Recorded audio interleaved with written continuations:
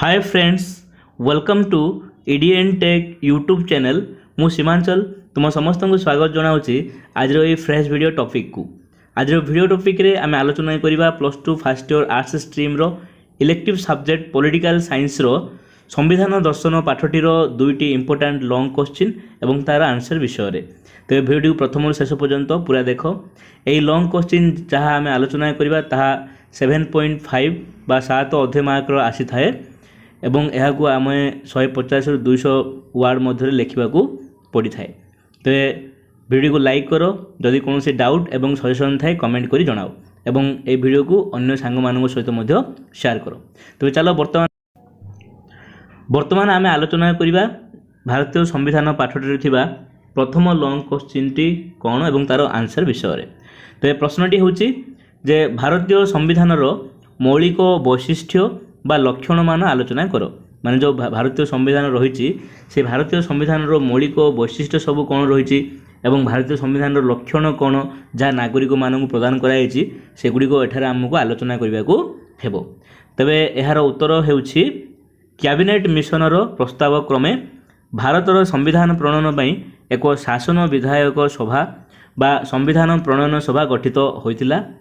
Doctor Rajendra Prasad सभापतित्व गठित यही सभा 1949 मसीहा डिसेम्बर 9 तारिख रे कार्य आरंभ करिथिला।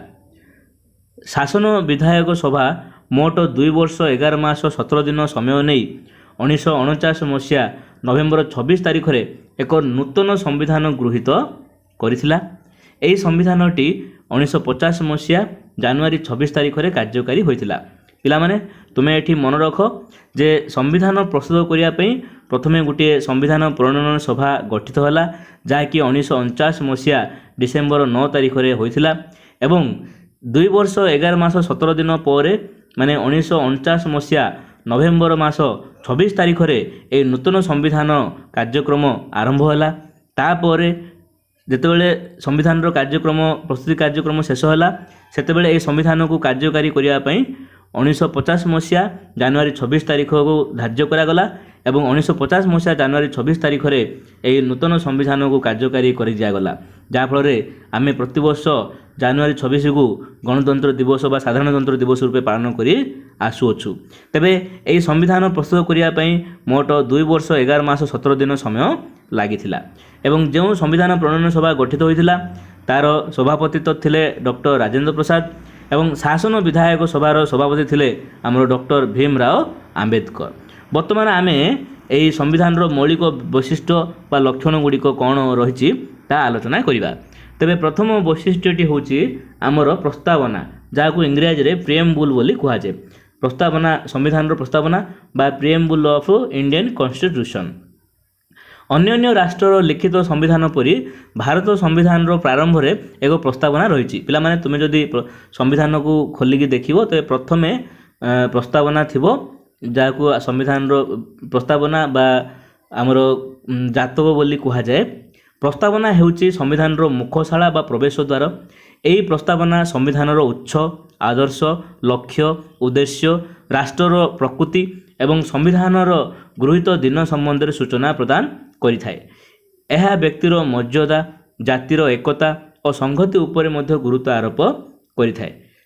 जेमिति प्रत्येक राष्ट्र संविधान लिखित संविधान गुड़िक प्रस्तावना थाए ठीक सेपरी भारतीय संविधान में मध्य प्रथम पृष्ठारे संविधान प्रस्तावना सूचित कराई एवं यही संविधान प्रस्तावना को पढ़िया द्वारा आमे आम से संविधान कोठू आसी एवं ये संविधान आदर्श कौन लक्ष्य कौन उद्देश्य कौन एवं यह राष्ट्र गोटे कि प्रकार राष्ट्र माने गणतांत्रिक राष्ट्र ना राष्ट्रपति शासन राष्ट्र ना समाजवादी राष्ट्र ए सब जिनस एठारे आमको जना पड़ी थाए।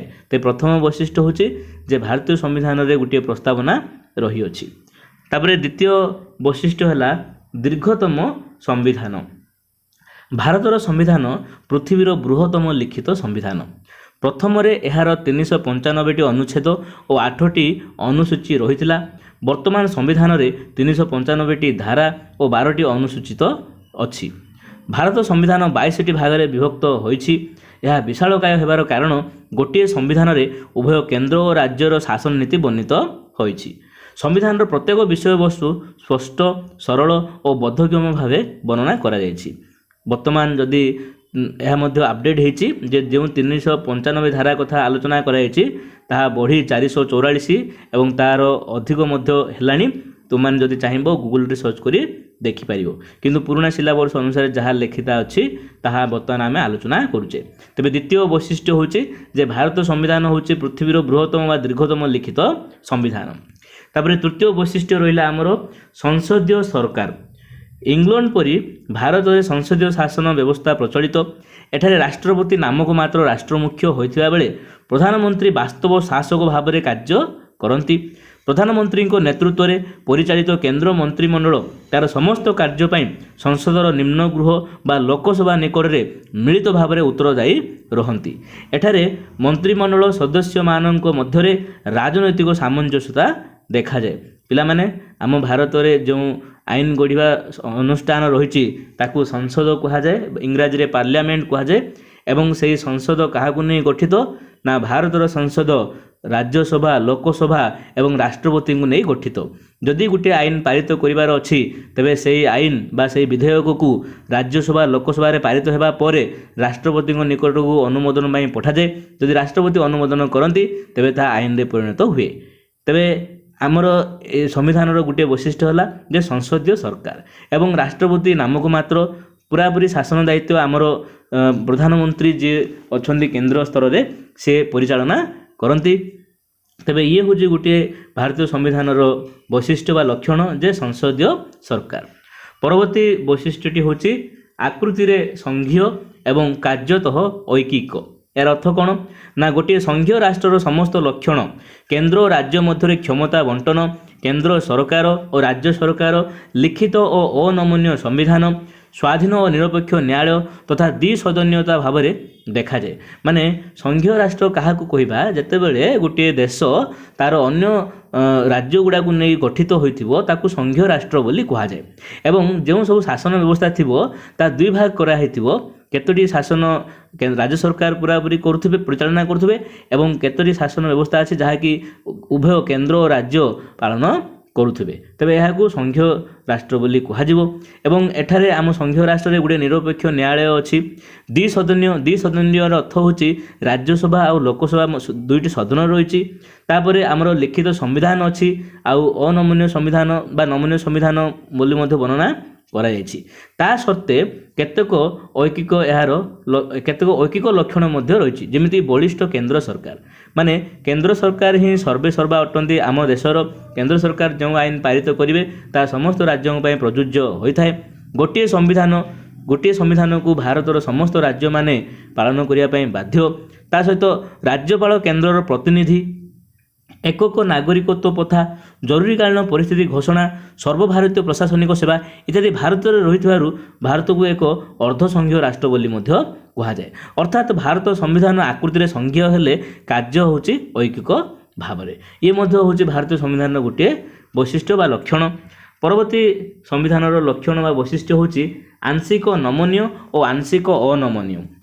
ଭାରତ ସମ୍ବିଧାନର 368 ଧାରା ଅନୁସାରେ ସମ୍ବିଧାନ ସଂଶୋଧନ ତିନୋଟି ପ୍ରଣାଳୀରେ ହୋଇଥାଏ। ପ୍ରଥମ ପ୍ରଣାଳୀ ଅନୁସାରେ ସମ୍ବିଧାନର କେତେକ ବ୍ୟବସ୍ଥା ସଂସଦର ଉପସ୍ଥିତ ଅର୍ଦ୍ଧାଧିକ ସଭ୍ୟଙ୍କ ସମର୍ଥନ ଦ୍ୱାରା ସଂଶୋଧିତ ହୋଇଥାଏ। ପିଲାମାନେ, ଆମର ଯେଉଁ ଲିଖିତ ସମ୍ବିଧାନ ରହିଲା ସେହି ସମ୍ବିଧାନକୁ ସଂଶୋଧନ କରିବା ପ୍ରଣାଳୀ ଅନୁଯାୟୀ ଭାରତୀୟ ସମ୍ବିଧାନକୁ ନମନୀୟ ଆଉ ଅନମନୀୟ ଭାବରେ ବର୍ଣ୍ଣନା କରାଯାଇଛି। ଆଉ ଯଦି ଗୋଟିଏ ସମ୍ବିଧାନର ଯେକୌଣସି ଆଇନକୁ ସଂଶୋଧନ କରିବାର ଅଛି କି ଗୋଟିଏ ନୂଆ ଆଇନକୁ ସେଠାରେ ଯୋଡ଼ିବାର ଅଛି, ତେବେ ଆମର ଯେଉଁ ସଂସଦ ରହିଛି ସେ ସଂସଦରେ ଉପସ୍ଥିତ ଦୁଇଟି ଯାକ ସଭାର ଅର୍ଦ୍ଧାଧିକ ମାନେ ଅଧାରୁ ଅଧିକ ସଭ୍ୟଙ୍କ ଦ୍ୱାରା ଯଦି ସମର୍ଥନ ପାଇବ ତେବେ ତାହେଲେ ଭାରତର ସମ୍ବିଧାନ ସଂଶୋଧନ ହୋଇପାରିବ। ଦ୍ୱିତୀୟ ପ୍ରଣାଳୀ ହେଉଛି ଯେ ସମ୍ବିଧାନ ସଂଶୋଧନ ପ୍ରସ୍ତାବ ପ୍ରତି ସଦନର ମୋଟ ସଭ୍ୟଙ୍କ ଅର୍ଦ୍ଧାଧିକ ଭୋଟ ଓ ଉପସ୍ଥିତ ଏବଂ ଭୋଟ ଦେଇଥିବା 2/3 ସଭ୍ୟଙ୍କ ସମର୍ଥନ ଲାଭ କରିବା ଆବଶ୍ୟକ। ଏବଂ ତୃତୀୟ ପ୍ରଣାଳୀ ଅନୁସାରେ କେତେକ ସମ୍ବିଧାନ ସଂଶୋଧନ ପ୍ରସ୍ତାବ ସଂସଦର ଉଭୟ ଗୃହର ସଂଖ୍ୟାଧିକ ମତ ତଥା ଅର୍ଦ୍ଧାଧିକ ରାଜ୍ୟ ବିଧାନସଭା ଦ୍ୱାରା ଗୃହୀତ ହେବା ଆବଶ୍ୟକ। ଯାହାଫଳରେ ଏମିତି କେତୋଟି ବିଧେୟକ ବା ସଂଶୋଧନ ଅଛି ଯାହାକୁ କି କରିବା ସହଜ ହୋଇପାରୁଛି, ତେଣୁକରି ଭାରତୀୟ ସମ୍ବିଧାନକୁ ନମନୀୟ କୁହାଯାଏ। ଏମିତି କେତୋଟି ସମ୍ବିଧାନ ସଂଶୋଧନ ପ୍ରଣାଳୀ ଅଛି ଯାହାକୁ କି କରିବା ଏକ ଜଟିଳ ପ୍ରକ୍ରିୟା ହେଉଛି, ତେଣୁକରି ତାକୁ ଅନମନୀୟ ପ୍ରକ୍ରିୟା ବୋଲି ମଧ୍ୟ କୁହାଯାଏ, ଜଟିଳ ପ୍ରକ୍ରିୟା ବୋଲି ମଧ୍ୟ କୁହାଯାଏ। ଦେଖିବାକୁ ଗଲେ ମୋଟ ଉପରେ ଭାରତୀୟ ସମ୍ବିଧାନ ହେଉଛି ଆଂଶିକ ନମନୀୟ ଓ ଆଂଶିକ ଅନମନୀୟ ସମ୍ବିଧାନ। ପରବର୍ତ୍ତୀ ଆମର ରହିଲା ବୈଶିଷ୍ଟ୍ୟଟି ଯେ ମୌଳିକ ଅଧିକାର। ଭାରତ ସମ୍ବିଧାନର ତୃତୀୟ ଭାଗରେ ଭାରତୀୟ ନାଗରିକମାନଙ୍କୁ 6 ଗୋଟି ମୌଳିକ ଅଧିକାର ପ୍ରଦାନ କରାଯାଇଅଛି। ଏହି ଅଧିକାର ଗୁଡ଼ିକ ଭାରତୀୟ ନାଗରିକମାନଙ୍କର ନୈତିକ ଓ ଆଧ୍ୟାତ୍ମିକ ବିକାଶ ପାଇଁ ସହାୟକ ହୋଇଥାଏ। ଏହା ଭାରତୀୟ ନାଗରିକମାନଙ୍କୁ ରାଜନୈତିକ ନ୍ୟାୟ ପ୍ରଦାନ କରିଥାଏ।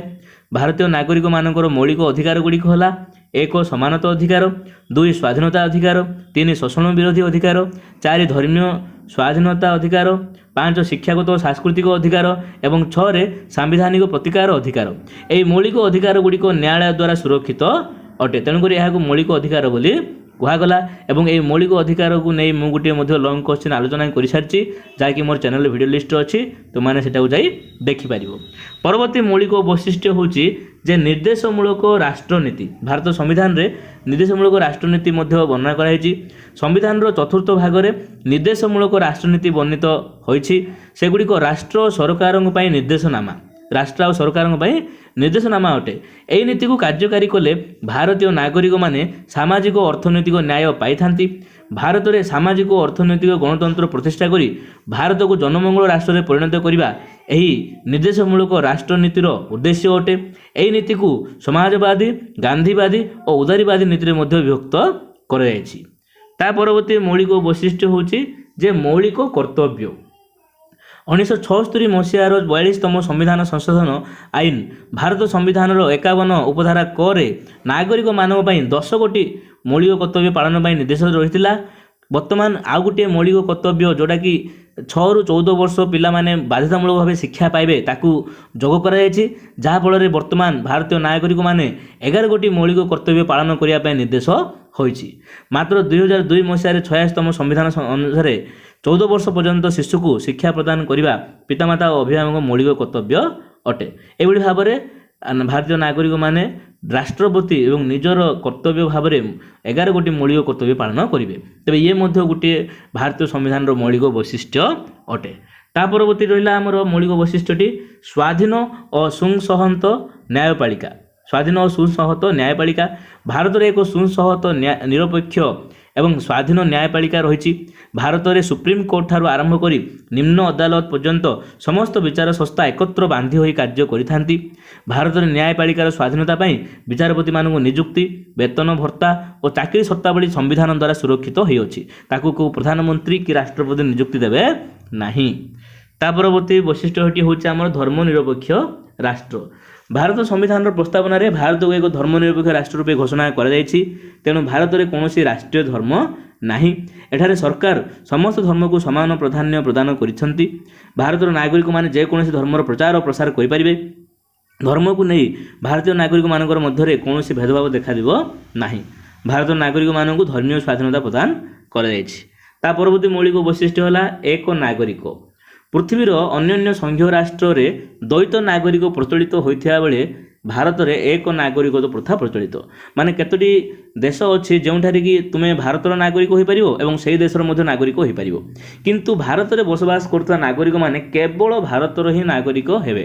ତାକୁ ଏକ ନାଗରିକତା ବୋଲି କୁହାଯାଏ। ଭାରତରେ ରାଜ୍ୟମାନଙ୍କର ନାଗରିକତ୍ୱ ପ୍ରଦାନ କରିବାର କ୍ଷମତା ନାହିଁ। ଭାରତରେ ଏକତା ସଂହତିକୁ ଦୃଢ଼ କରିବା ପାଇଁ ଏହି ବ୍ୟବସ୍ଥା ପ୍ରଚଳିତ ହୋଇଅଛି। ତା ପରବର୍ତ୍ତୀ ମୌଳିକ ବୈଶିଷ୍ଟ୍ୟ ହେଲା ଯେ ଭାରତ ସାର୍ବଜନୀନ ସାବାଳକ ଭୋଟ ପ୍ରଥା ପ୍ରଚଳନ। ଭାରତ ସମ୍ବିଧାନର 326 ଧାରା ଅନୁସାରେ ସାର୍ବଜନୀନ ସାବାଳକ ଭୋଟ ପ୍ରଥା ପ୍ରଚଳିତ। ଭାରତର ପ୍ରତ୍ୟେକ 18 ବର୍ଷରୁ ଉର୍ଦ୍ଧ୍ୱ ନାଗରିକ ଜାତି, ଧର୍ମ, ବର୍ଣ୍ଣ, ଭାଷା, ଲିଙ୍ଗ ଓ ବାସସ୍ଥାନ ନିର୍ବିଶେଷରେ ଭୋଟ ଦେବାର ଅଧିକାର ପାଇଥାନ୍ତି। ଏହାକୁ ସାର୍ବଜନୀନ ସାବାଳକ ଭୋଟ ପ୍ରଥା ବୋଲି କୁହାଯାଏ। ତା ପରବର୍ତ୍ତୀ ଆମର ବୈଶିଷ୍ଟ୍ୟଟି ହେଉଛି ଯେ ଜନମଙ୍ଗଳ ରାଷ୍ଟ୍ର। ଭାରତ ସମ୍ବିଧାନ ଭାରତକୁ ଏକ ଜନମଙ୍ଗଳ ରାଷ୍ଟ୍ର ରୂପେ ପରିଣତ କରିବା ପାଇଁ ଲକ୍ଷ୍ୟ ଧାର୍ଯ୍ୟ କରିଛନ୍ତି। ତେଣୁ ଭାରତ ସରକାର ପ୍ରତ୍ୟେକ ଭାରତୀୟ ନାଗରିକଙ୍କୁ ସର୍ବନିମ୍ନ ଜୀବନଯାପନ କରିବାକୁ ଯୋଜନାବଦ୍ଧ ଅଟନ୍ତି। ଭାରତ ସମ୍ବିଧାନର ଚତୁର୍ଥ ଭାଗରେ ବର୍ଣ୍ଣିତ ନିର୍ଦ୍ଦେଶମୂଳକ ରାଷ୍ଟ୍ରନୀତି ଭାରତକୁ ଜନମଙ୍ଗଳ ରାଷ୍ଟ୍ରରେ ପରିଣତ କରିଅଛି। ଦେଶରୁ ଅନ୍ୟାୟ, ବୈଷମ୍ୟ, ଅତ୍ୟାଚାର, ଦାରିଦ୍ର୍ୟ ଓ ଶୋଷଣ ବୈଧାନିକ ଓ ଗଣତାନ୍ତ୍ରିକ ଉପାୟରେ ଦୂର କରିବାକୁ ସମ୍ବିଧାନ ରାଷ୍ଟ୍ରକୁ ନିର୍ଦ୍ଦେଶ ଦେଇଅଛି।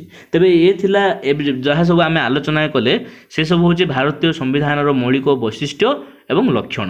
ବର୍ତ୍ତମାନ ଆମେ ଆଲୋଚନା କରିବା ଦ୍ୱିତୀୟ ଲଙ୍ଗ କ୍ୱେଶ୍ଚିନ୍ ଏବଂ ତା'ର ଆନ୍ସର ବିଷୟରେ। ତେବେ ଦ୍ୱିତୀୟ ଲଙ୍ଗ କ୍ୱେଶ୍ଚିନ୍ଟି ହେଉଛି ଆମର ଭାରତୀୟ ସମ୍ବିଧାନର ସଂଶୋଧନ ପ୍ରଣାଳୀ ବର୍ଣ୍ଣନା କର, ବା ଭାରତ ସମ୍ବିଧାନ ନମନୀୟତା ଓ ଅନମନୀୟତାର ଏକ ସମନ୍ୱୟ ସମୀକ୍ଷା କର। ତେବେ ଏହାର ଉତ୍ତର ଆମେ ବର୍ତ୍ତମାନ ଆଲୋଚନା କରିବା ଯେ ସମ୍ବିଧାନ ଏକ ନିର୍ଦ୍ଦିଷ୍ଟ ସମୟରେ ପ୍ରଣୟନ ହୋଇଥାଏ। ଲୋକମାନଙ୍କର ପରିବର୍ତ୍ତିତ ଆଶାକୁ ପୂରଣ କରିବା ପାଇଁ ସମ୍ବିଧାନକୁ ସମୟ ଉପଯୋଗୀ କରିବା ପାଇଁ ସମ୍ବିଧାନର ସଂଶୋଧନ ମଧ୍ୟ ଆବଶ୍ୟକ ହୋଇଥାଏ।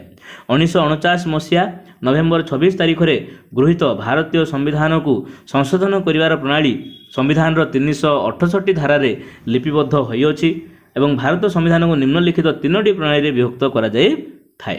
ସେଗୁଡ଼ିକ ହେଲା, ପ୍ରଥମ ପ୍ରଣାଳୀ ହେଉଛି ଭାରତ ସମ୍ବିଧାନର କେତେକ ବିଷୟବସ୍ତୁକୁ ସଂଶୋଧନ କରିବାକୁ ହେଲେ ସଂଶୋଧନ ପ୍ରସ୍ତାବଟି ସଂସଦର ଉଭୟ ଗୃହର ସଂଖ୍ୟାଗରିଷ୍ଠ ସଭ୍ୟଙ୍କର ସମର୍ଥନ ଆବଶ୍ୟକ ହୋଇଥାଏ। ମାନେ କିଛି ଏମିତି ଗୋଟିଏ ସଂଶୋଧନ ଅଛି ଯାହାକୁ କି ସଂଶୋଧନ କରିବା ପାଇଁ ଆମକୁ ଆମର ଯେଉଁ ସଂସଦ ରହିଛି ରାଜ୍ୟସଭା ଲୋକସଭା 2 ଜଣ ଅଛନ୍ତି ସେଇ 2ଟି ସଭାକୁ ପଠାଇବାକୁ ପଡ଼ିଥାଏ ଏବଂ ସେହି 2ଟି ସଭାର ସଂଖ୍ୟାଗରିଷ୍ଠ ସଭ୍ୟଙ୍କ ଦ୍ୱାରା ଯଦି ସେଇଟା ସମର୍ଥନ ପାଇବ ତାହେଲେ ସେ ଭାରତୀୟ ସମ୍ବିଧାନ ସଂଶୋଧନ ହୋଇପାରିବ। ଏହା ଏକ ନମନୀୟ ପଦ୍ଧତି। ଏହି ପଦ୍ଧତିରେ ରାଜ୍ୟମାନଙ୍କର ନାମ, ସୀମା, କ୍ଷେତ୍ରଫଳ, ରାଜ୍ୟ ବିଧାନମଣ୍ଡଳର ଦ୍ୱିତୀୟ ସଦନ ସୃଷ୍ଟି ଓ ଉଚ୍ଛେଦ ଇତ୍ୟାଦି ସଂଶୋଧିତ ହୋଇଥାଏ। ମାନେ এই ଯେଉଁ ନମନୀୟ ପ୍ରଥମ ପଦ୍ଧତିଟି ରହିଲା ସେଠାରେ ଗୋଟେ ଗୋଟେ ରାଜ୍ୟମାନଙ୍କର ନାମ ପରିବର୍ତ୍ତନ କରାଯାଇପାରୁଛି। ତାପରେ ସୀମା କେଉଁ ଅଞ୍ଚଳ କେତେ କ୍ଷେତ୍ରଫଳ ବିଶିଷ୍ଟ ସେହି ରାଜ୍ୟଟି ଅଟେ ତାହା ମଧ୍ୟ ସଂଶୋଧନ ହୋଇପାରିବ। କ୍ଷେତ୍ରଫଳ ଏବଂ ରାଜ୍ୟମାନଙ୍କରେ ବିଧାନ ସଭା ଥାଉଛି, ଆଉ ଗୋଟେ ଗୋଟେ ରାଜ୍ୟରେ ବିଧାନସଭା ସହିତ ବିଧାନ ପରିଷଦ ମଧ୍ୟ ଥାଉଛି। କିନ୍ତୁ ଯେଉଁ ରାଜ୍ୟରେ ବିଧାନ ପରିଷଦ ଆବଶ୍ୟକ ହୁଏ ତାକୁ ତିଆରି କରିବା ପାଇଁ ମଧ୍ୟ ସଂଶୋଧନ ବିଲ୍ ଆଗତ ହୋଇପାରିବ ଏବଂ ଏହି ପ୍ରଥମ ପଦ୍ଧତିରେ ଏହିସବୁ ସଂଶୋଧନ ପଦ୍ଧତି ହୋଇପାରିବ। ତାପରେ ଦ୍ୱିତୀୟରେ ରହିଲା ଆମର ସମ୍ବିଧାନର ଅନ୍ୟ କେତେକ ବିଷୟବସ୍ତୁକୁ ସଂଶୋଧନ କରିବାକୁ ହେଲେ ପ୍ରସ୍ତାବଟି ପ୍ରଥମେ ସଂସଦର ଉଭୟ ଗୃହରେ ମୋଟ ସଭ୍ୟ ସଂଖ୍ୟାର ଅର୍ଦ୍ଧାଧିକ ସଭ୍ୟଙ୍କ ସମର୍ଥନ ଓ ଯାହାକି ଗୃହର ଉପସ୍ଥିତ ସଭ୍ୟଙ୍କର 2/3 ହେବା ଆବଶ୍ୟକ। ମାନେ ଆଉ ଗୋଟିଏ ପଦ୍ଧତି ରହିଲା ଯେ ଉଭୟ ଗୃହର ଅଧେରୁ ଅଧିକ ବା 2/3 ସଦସ୍ୟଙ୍କ ଯଦି ସମର୍ଥନ ପାଇବ ତାହେଲେ ଯାଇ ସେହି ସମ୍ବିଧାନ ସଂଶୋଧନ ହୋଇପାରିବ। ଏହାପରେ ଏହି ପ୍ରସ୍ତାବଟି ଅର୍ଦ୍ଧାଧିକ ରାଜ୍ୟର ବିଧାନମଣ୍ଡଳ ଦ୍ୱାରା ମଧ୍ୟ ଗୃହୀତ ହେବା ଆବଶ୍ୟକ। ସଂସଦର ରାଜ୍ୟସଭା ଲୋକସଭାର ସଂଖ୍ୟାଗରିଷ୍ଠତା ପାଇଲା ପରେ ମଧ୍ୟ ରାଜ୍ୟମାନଙ୍କ ଯେଉଁ ବିଧାନସଭା ରହିଛି ବିଧାନମଣ୍ଡଳ ସେମାନଙ୍କ ଦ୍ୱାରା ମଧ୍ୟ ଗୃହୀତ ହେବା ଆବଶ୍ୟକ। ଏହା ଏକ ଅନମନୀୟ ପଦ୍ଧତି। ଏହି ପଦ୍ଧତିରେ ସଂଘୀୟ ବିଷୟବସ୍ତୁ, ରାଷ୍ଟ୍ରପତିଙ୍କ ନିର୍ବାଚନ ପଦ୍ଧତି, ସୁପ୍ରିମକୋର୍ଟ ଓ ହାଇକୋର୍ଟ ଗଠନ ଓ କାର୍ଯ୍ୟ ପରିସର ବିଷୟ ଓ ସଂସଦରେ ରାଜ୍ୟମାନଙ୍କର ପ୍ରତିନିଧିତ୍ୱ ଇତ୍ୟାଦି ସଂଶୋଧିତ ହୋଇଥାଏ, ଯାହାକି ଏକ ଅନମନୀୟ ବ୍ୟବସ୍ଥା ଅଟେ। ତାପରେ ଆମର ତୃତୀୟରେ ରହିଲା ସଂଶୋଧନ ପଦ୍ଧତିଟି ଯେ ଏହି 2 ପଦ୍ଧତିରେ ସଂଶୋଧିତ ହେଉଥିବା ବିଷୟଗୁଡ଼ିକ ଭିନ୍ନ। ଏ ଦୁଇଟାକୁ ଛାଡ଼ିଦେଲେ ଅନ୍ୟ ସମସ୍ତ ବିଷୟକୁ ସଂଶୋଧନ କରିବାକୁ ହେଲେ ଉକ୍ତ ପ୍ରସ୍ତାବଟି ସଂସଦର ଉଭୟ ଗୃହର ମୋଟ ସଭ୍ୟଙ୍କର ଅର୍ଦ୍ଧାଧିକ ଭୋଟ ଓ ଉପସ୍ଥିତ 2/3 ସଭ୍ୟଙ୍କ ସମର୍ଥନ କ୍ରମେ ଗୃହୀତ ହେବା ଆବଶ୍ୟକ। ଏହି ପଦ୍ଧତି ନମନୀୟ ଆଉ ଅନମନୀୟତାର ମଧ୍ୟମ ପନ୍ଥା ଅଟେ। ସୁତରାଂ ଭାରତ ସମ୍ବିଧାନ ସଂଶୋଧନ ପ୍ରଣାଳୀ ବ୍ରିଟିଶ ସମ୍ବିଧାନ ପରି ନମନୀୟ କିମ୍ବା ଯୁକ୍ତରାଷ୍ଟ୍ର ସମ୍ବିଧାନ ପରି ଅନମନୀୟ ନୁହେଁ। ଏହା ଉଭୟ ନମନୀୟ ଆଉ ଅନମନୀୟତାର ଆଂଶିକ ଫଳାଫଳ ଅଟେ। ତେବେ ଇଏ ଥିଲା ଆମର ଦ୍ୱିତୀୟ ଲଙ୍ଗ କ୍ୱେଶ୍ଚିନ୍ ଯାହା ଆମେ ଆଲୋଚନା କଲେ ଯେ ଭାରତୀୟ ସମ୍ବିଧାନ ନମନୀୟତା ଓ ଅନମନୀୟତାର ଏକ ସମନ୍ୱୟ ସମୀକ୍ଷା କର। ଆଶା କରେ এই 2ଟି ଲଙ୍ଗ କ୍ୱେଶ୍ଚିନ୍ ତୁମର ପରୀକ୍ଷା ଉପଯୋଗୀ ହୋଇପାରିବ। ସଜେସନ୍ ଥିଲେ କମେଣ୍ଟ କରି ଜଣାଇବ ଏବଂ ଭିଡ଼ିଓକୁ ଲାଇକ୍ କରି ଅନ୍ୟମାନଙ୍କୁ ମଧ୍ୟ ଏହା ସେୟାର କରିବ। Wish you all the best. Love you to all.